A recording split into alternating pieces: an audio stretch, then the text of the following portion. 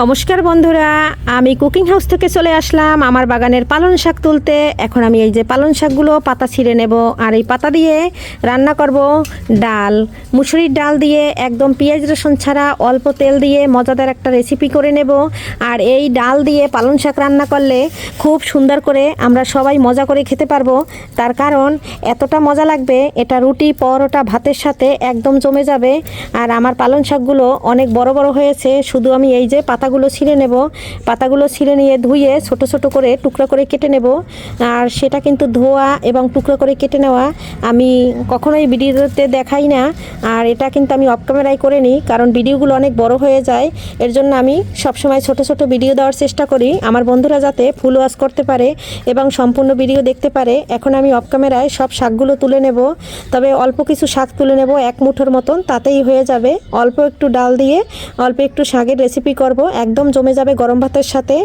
আজকে চলে আসলাম আমি এই যে ডাল রান্না করব। এটা বাগানের পালং শাক কুচি কুচি করে কেটে নিয়েছি, শাকটা উঠিয়ে। আর এখানে নিয়েছি মুসুরির ডাল, মুসুরির ডাল দিয়ে হবে ডাল মানে শাক রান্না, পালং শাক রান্না।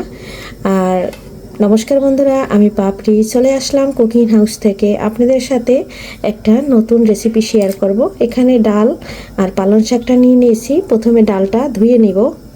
ডালটা সারা রাত ভিজিয়ে রেখেছিলাম, এখন একটু ধুয়ে এই সাদা জলটা ফেলে দেব। সাদা জলটা ফেলে দিয়েছি, ডালটা এখন দিয়ে দিচ্ছি।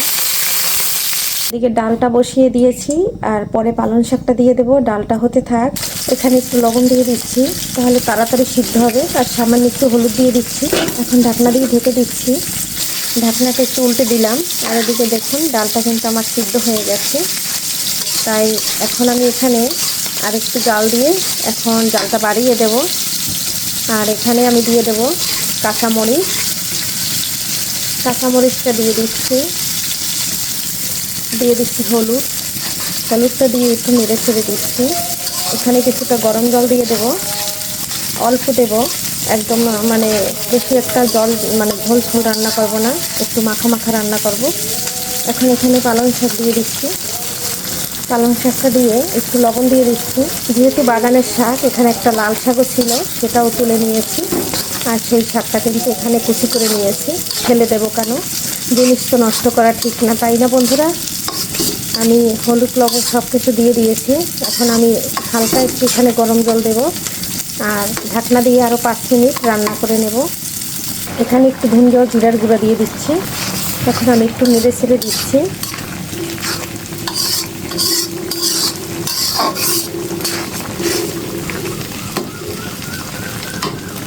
এখানে অল্প একটু গরম জল দিয়ে দিচ্ছি।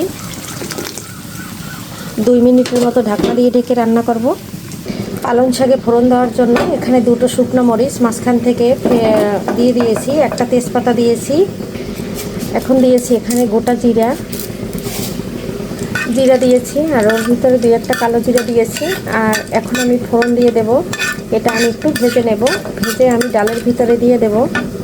2 মিনিট পরে চলে আসলাম। এই যে দেখুন ডালটা আমার জাস্ট কালারটা কত সুন্দর আসছে।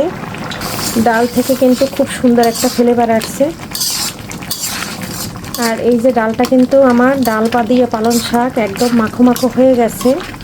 আমি কিন্তু সব সময় আমার মতো করে রান্না করি, আমি যেভাবে রান্না করতে পছন্দ করি সেভাবেই রান্না করি। আর আমি কিন্তু আমার মতো করে রান্না করি, আমার বন্ধুরা অনেক সুন্দর করে রান্না করে। আমি সবসময় মানুষের ভিডিওগুলো দেখি, আর বন্ধুদের মতো দেখি অনেক সুন্দর করে রান্না করে।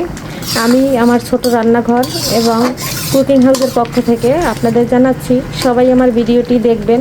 হয়তো আপনাদের মতন আমার রান্না সুন্দর হয় না, কিন্তু তারপরেও চেষ্টা করবেন আমার রান্নার সাথে থাকতে এবং ভিডিওগুলো দেখে থাকবেন, এবং লাইক শেয়ার সাবস্ক্রাইব করে আমার সঙ্গে থাকবেন। বন্ধুরা, এই যে আমি ফোড়নটা ডালে দিয়ে দিচ্ছি, অবশ্যই ফোড়নটা আপনারা দিবেন। ডাল দিয়ে পালং শাকটা হয়ে গেছে, এখন দিয়ে দিচ্ছি ধনেপাতা। আর আমি কিন্তু এখানে কোনোভাবে কোনো পেঁয়াজ রসুন কিছুই ব্যবহার করিনি, আপনারা করলে করতে পারেন। আমি আমার মতো করে একদম সাদা মাঠা রান্না করেছি। আর এখানে পেঁয়াজ দিলে দিতে পারেন। এখন দিয়ে দেবো একটু জিরার গুঁড়া, খুব সুন্দর একটা ফ্লেভারের জন্য। যেহেতু পালং শাক থেকে কিন্তু একটা আলাদা একটা গন্ধ আছে, আর সেটার জন্য আমি একটু ধনেপাতা দিয়েছি। আর দিয়ে দেব একটু জিরার গুঁড়াটা দিয়ে দিচ্ছি। এখন নেড়ে ছেড়ে নামিয়ে নেব। আমরা কিন্তু সবাই জানি পালং শাকের পুষ্টিগুণ বেশি রান্না করলে চলে যায়, তাই এর থেকে বেশি কিন্তু রান্না করা যাবে না। আর এখন কিন্তু নামিয়ে নিচ্ছি, আর এভাবে একবার রান্না করে দেখবেন, খেতে কিন্তু দারুণ লাগে, খেতে দুর্দান্ত হয় বন্ধুরা। একবার যাকে খাওয়াবেন সে কিন্তু আবারও রিকোয়েস্ট করবে যে পালং শাকের ডাল দিয়ে ওই রেসিপিটা একবার করে খাওয়াও।